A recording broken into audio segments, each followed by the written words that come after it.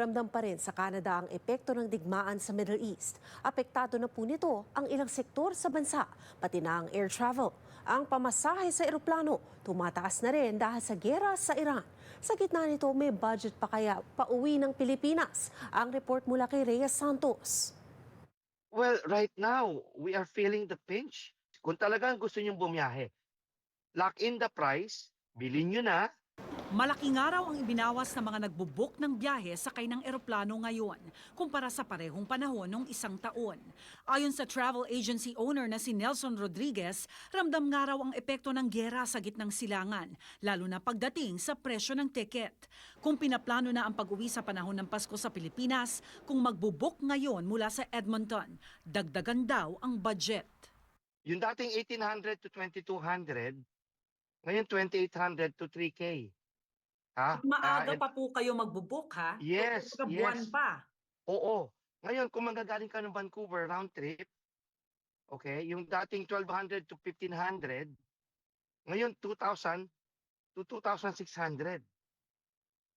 Round trip, Vancouver. So nakita mo yung itinaas, and this is related to the fuel surcharge. Kumpara sa presyo bago ang giyera, tinatayang 4 hanggang 600 dolyar daw ang nadadagdag ngayon sa ticket prices. Ito yung added tax na ipinapatong ng mga airline. Bukod dun sa fare, yung totoong pamasahe. The longer you fly, kung mas malayo ang binabiyahe mo, mas malaki yung fuel surcharge na i-charge sa iyo. Dagdag ni Rodriguez, ilang airlines daw ang nagtatanggal ng red-eye flights o mga lipad sa alanganing oras para makatipid. Maging presyo ng ticket sa local travels, apektado. Lahat apektado. Any airline, any destination. Again, it depends depende yan sa layo ng ibabiyahe mo.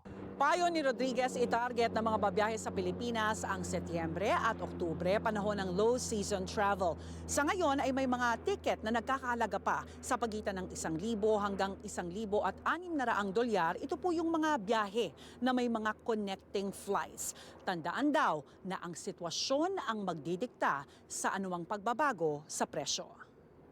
Kung talagang nagbabalak kayong bumiyahe, ngayon pa lang bumili na kayo. Namamahalan tayo ngayon. Pero I guarantee you, kung itong giyera na to, kahit matapos man, hindi ito kaagad i-correct yung fuel pricing. Okay? It will stick around. Kasi masyadong maraming naantala, masyadong maraming na-damage, masyadong maraming naapektuhan. Rhea Santos, Omni News, Vancouver.